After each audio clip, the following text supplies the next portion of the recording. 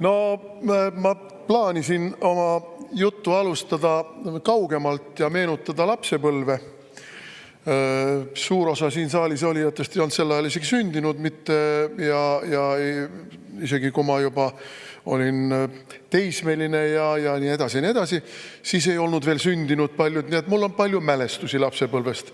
Ja üks mälestus on see, et ei olnud voolu. Pidevalt ei olnud voolu. Oli 50 aastate algus. Miks ei olnud voolu? Tootmisvõimsusi ei olnud. Tootmisvõimsusi ei olnud. Ja väga paljusid asju ei olnud. Mitte ainult voolus ei olnud küsimus. Mäletan, et ema pani lambanahkse kasuka selga, paksu kampsoni alla. Läki sidus lõua alt ilusti kenasti kinni, läki kõrvad.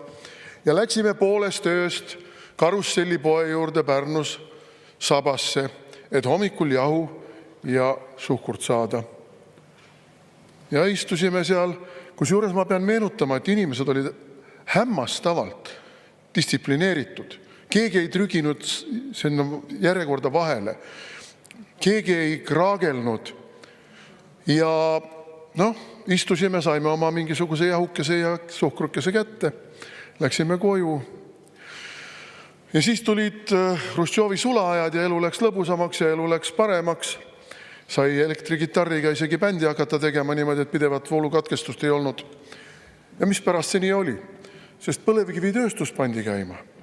Põlevkivitööstus ja põlevkivi energeetika pandi käima. Nii, ja nüüd me oleme siis 21. sajandi 20. aastate keskpaigas. Sellest on möödas mälestused mul, kui olid elektrikatkestused ja me küünaldega ja tattninadega ja petrooliumilampidega ja mille kõigega valgustasime oma elamist. Sellest on möödas siis nüüd juba üle 70 aasta. Ja mida me näeme? Me näeme totaalset hullust terves Euroopas, kus kindlad, stabiilsed elektrisüsteemid, tootmissüsteemid, ülekandesüsteemid asendatakse ebakindlate, ebastabiilsete süsteemidega. Lammutatakse majandust.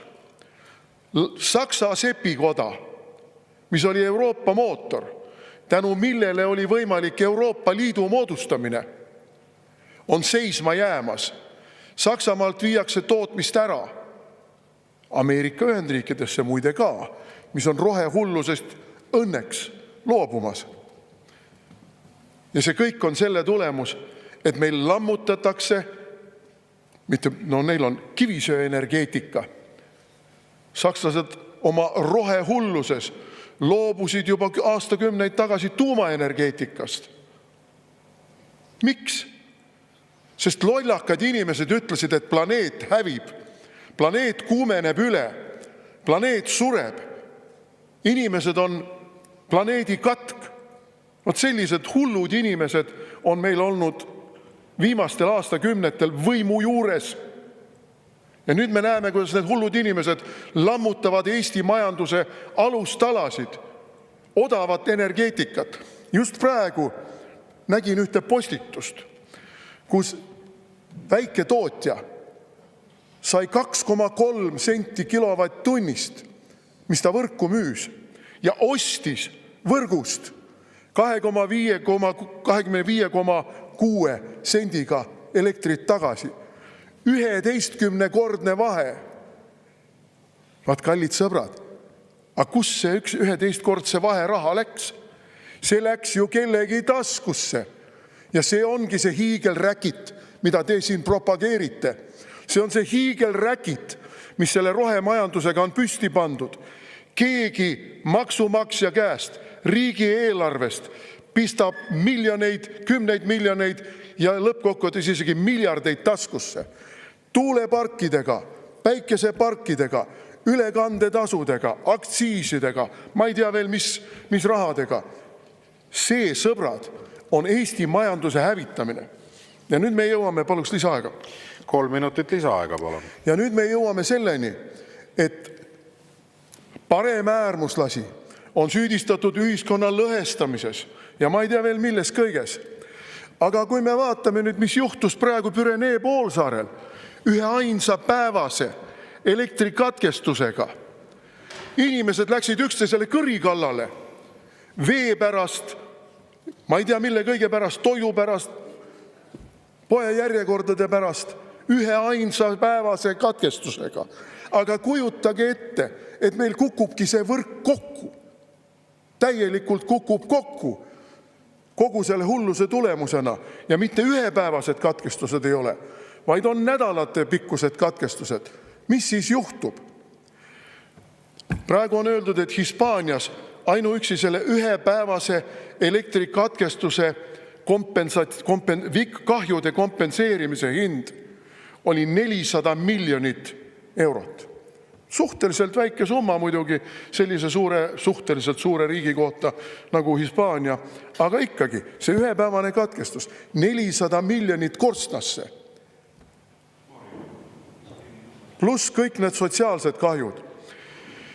Et kallid sõbrad, see eelnõu, mida te meile siin müüte, kui midagi seesugust, mis peab olema meile garantiiks selle eest, et meil taolisi rumalusi ei juhtuks, tegelikult seda ei garanteeri.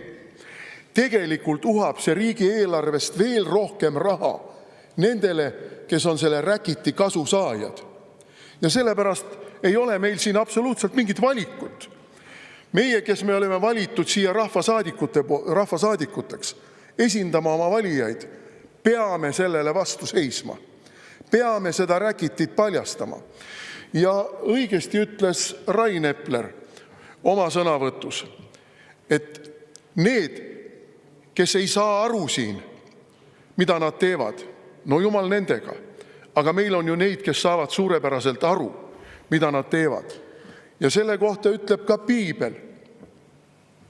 Anna neile andeks, sest nad ei tea, mida nad teevad.